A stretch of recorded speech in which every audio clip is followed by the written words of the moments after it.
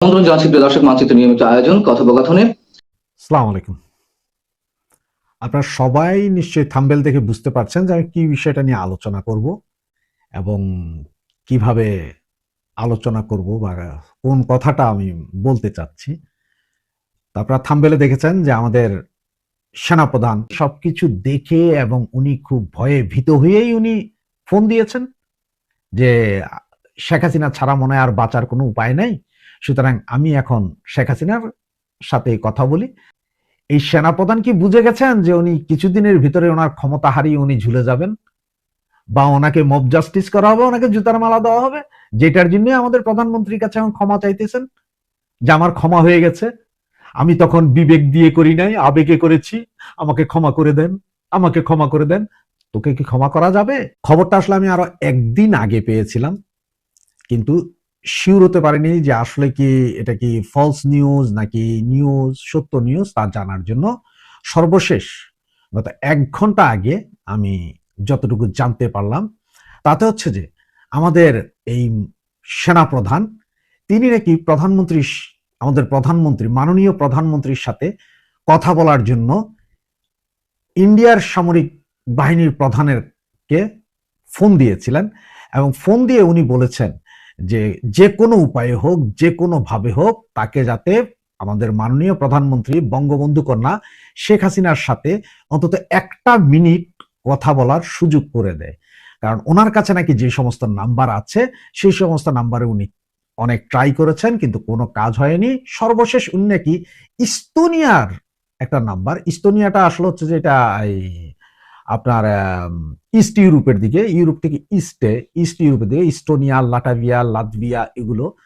তো ইস্তোনিয়ার একটা নাম্বার থেকে আমি পুরো নাম্বারটা আপনাদের বলছি না, শুধু কান্ট্রি কোডটা বলে দিচ্ছি, 372 তো আপনার অনেকে যারা হয়তো আমাদের মাননীয় প্রধানমন্ত্রীর সাথে কথা বলেছেন বা কথা বলেন তারা হয়তো জানতে পারেন যে এই কোড দিয়ে বা ইস্তোনিয়ার কোনো নাম্বারে আপনারা কথা বলেন কিনা। আমি যেহেতু আজ পর্যন্ত কখনো কথা বলিনি, সুতরাং আমি এই বিষয়টাতে জানি না যে উনি কোন নাম্বার ব্যবহার করেন, কিভাবে ব্যবহার করেন তাও জানি না।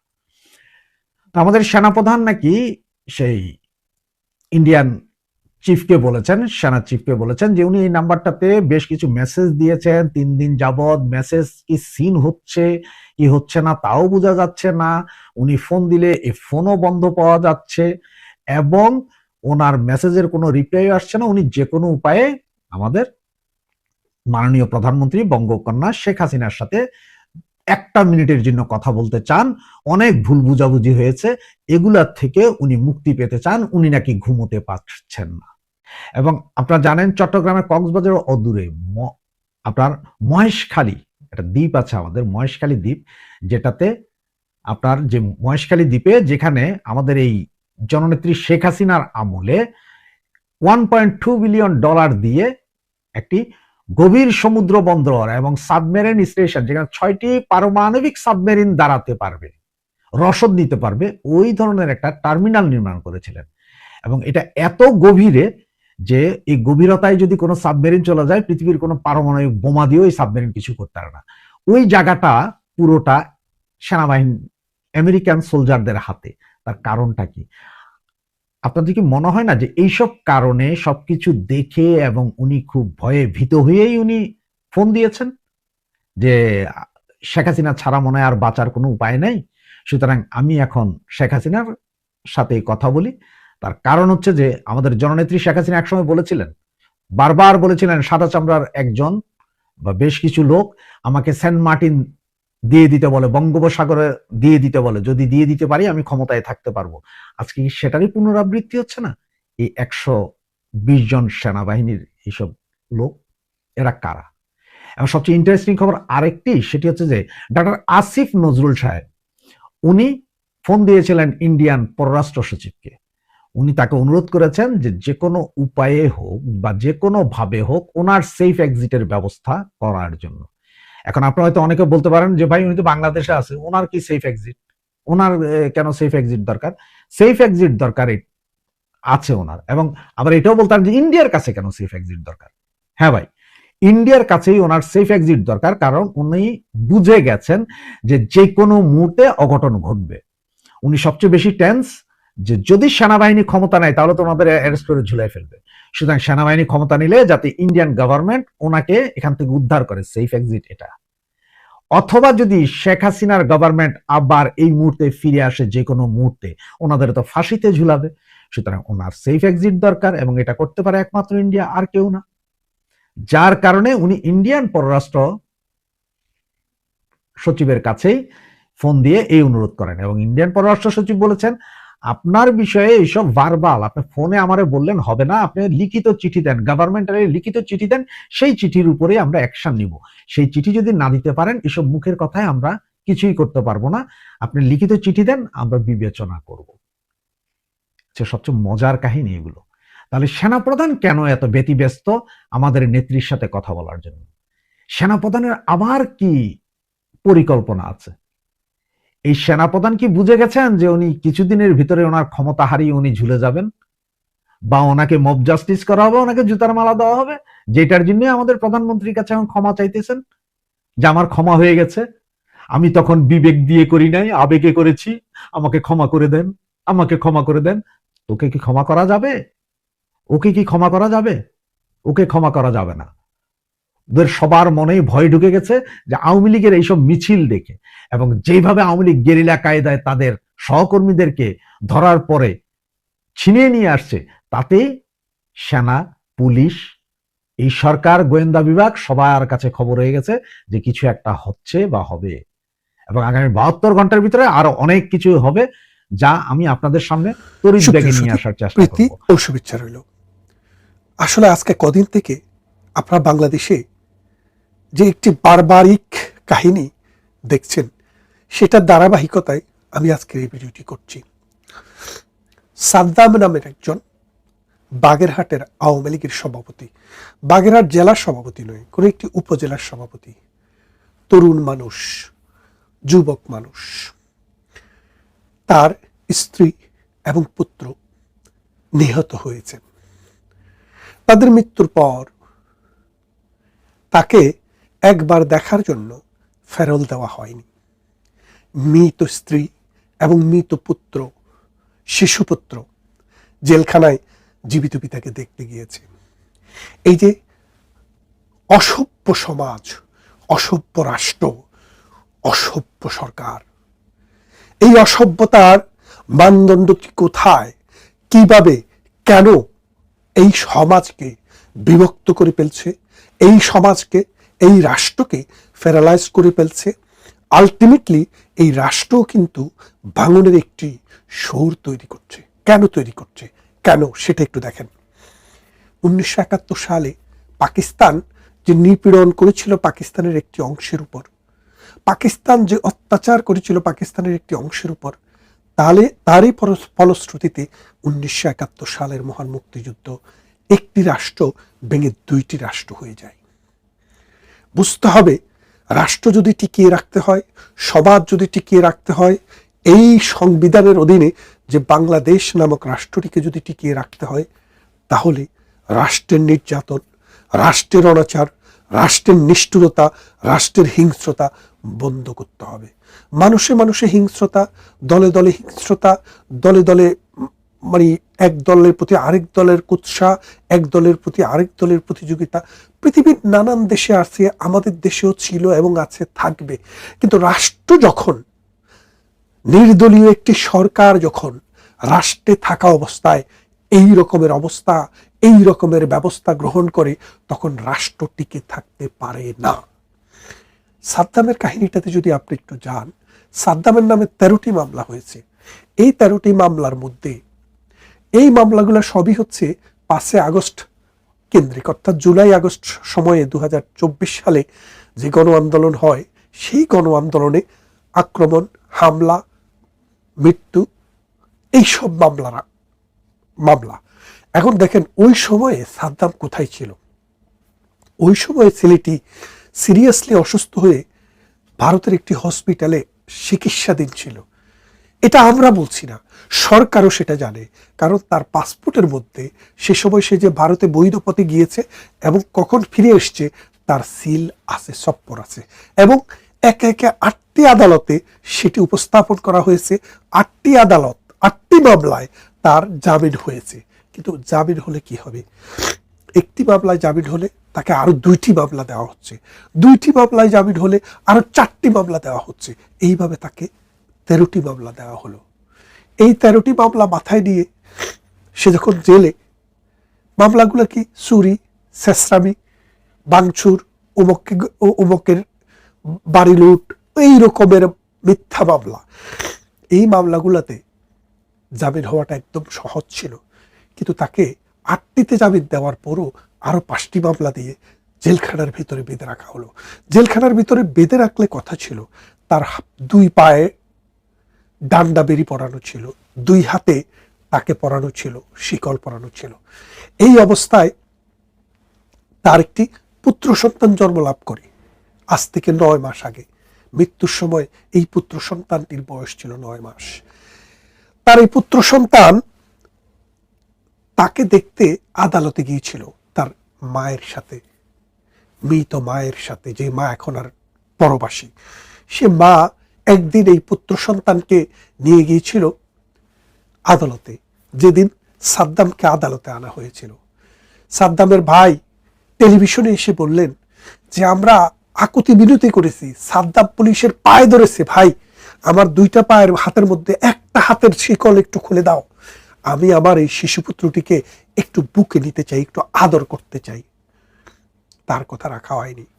তারপর আদালতে যখন শুনানি হচ্ছিল, তখন সাদ্দাম বারবার জাজ সাহেবকে বলছিলেন, ম্যাজিস্ট্রেটকে বলছিলেন, স্যার আমার একটু কথা আছে।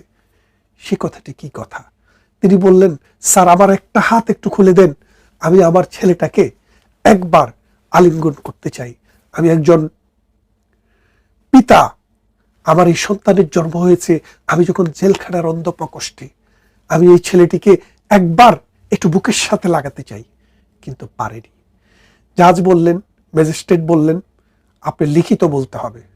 তিনি লিখিত বলেছেন, সেই লেখা কারো কর্ণকুহরে প্রবেশ করেনি।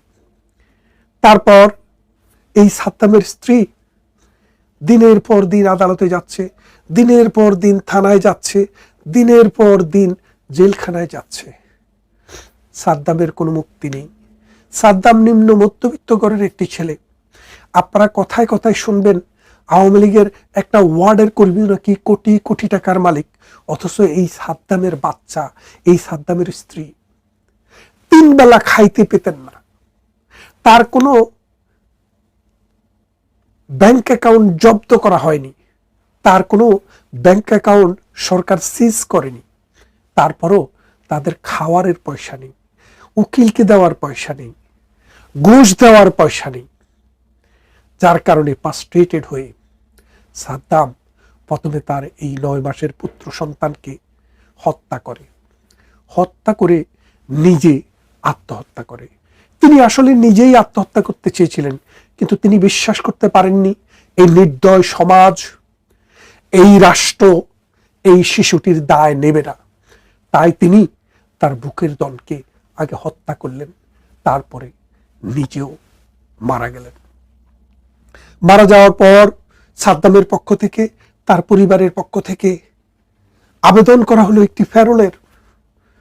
ফেরল মানে হচ্ছে শুধুমাত্র জানাজায় অংশগ্রহণ করার জন্য 2 ঘন্টা, 3 ঘন্টা অথবা 4 ঘন্টার জন্য মুক্তি। সেটি মেলেনি। কেন মেলেনি? কারণ তাকে গ্রেপ্তার করা হয়েছিল কোত্থেকে? গোপালগঞ্জ থেকে। আপনারা জানেন পদ্মা সেতুর ওপারে বাগেরহাট থেকে গোপালগঞ্জের দূরত্ব খুব কাছে, সেটা একদম লাগোয়া উপজেলা বা জেলা আপনি বলতে পারেন। সেই কারণে যখনই পুলিশের দৌড়ানি খায়, পুলিশের দাবরানি খায়, তখন গোপালগঞ্জে সেখানে গুগু কম, আওয়ামী লীগের মানুষ বেশি, বিএনপি জামাতের দৌরাত্ম কম, সেই জন্য অনেকেই কেউ আশ্রয় নিয়েছিল সেখানে। সেই আশ্রয় থেকে তাকে অ্যারেস্ট করে জেলখানায় নেওয়া হয়েছে, এবং সেই জন্য বলছে তাকে জামিন দেওয়া যাবে না, কারণ সে গোপালগঞ্জের। যেমনটি করেছিল 1971 সালের পাক বাহিনী, বলছে এরা বাংলাদেশের মানুষ হলে তার চাকরিতে জায়গা হবে না, বাংলাদেশের মানুষ হলে বিশ্ববিদ্যালয়ে তার জায়গা হবে না, বাংলাদেশের মানুষ হলে রাজনীতিতে তার জায়গা হবে না।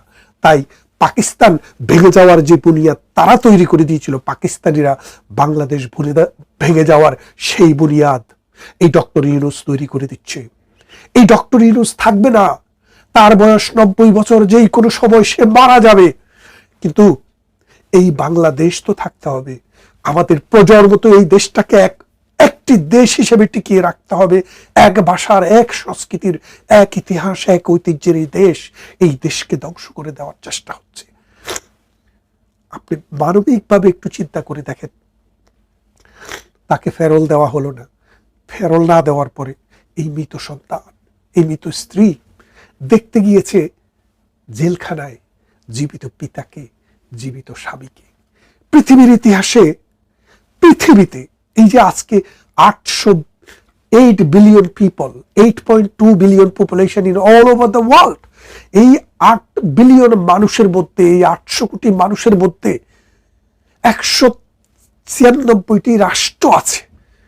এই রাষ্ট্রগুলোর মধ্যে আপনারা কি একটি উদাহরণ দেখাতে পারবেন যে একজন জেলখানায় মানুষ, তার স্ত্রী এবং তার পুত্র মারা গেছে, যার কোনো কনভিকশন হয় নাই, যার কোনো বিচার হয় নাই, যার নামে কোনো চার্জশিটও হয় নাই, সেই রকম একজন মানুষকে তার স্ত্রী এবং মৃত পুত্র জেলখানায় দেখতে গিয়েছে? এটি পুরো পৃথিবীতে মানুষের ইতিহাসে প্রথম ঘটনা ঘটল।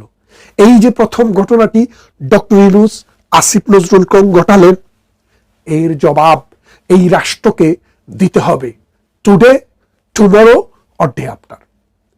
কারবালার প্রান্তরের কথা আপনারা জানেন।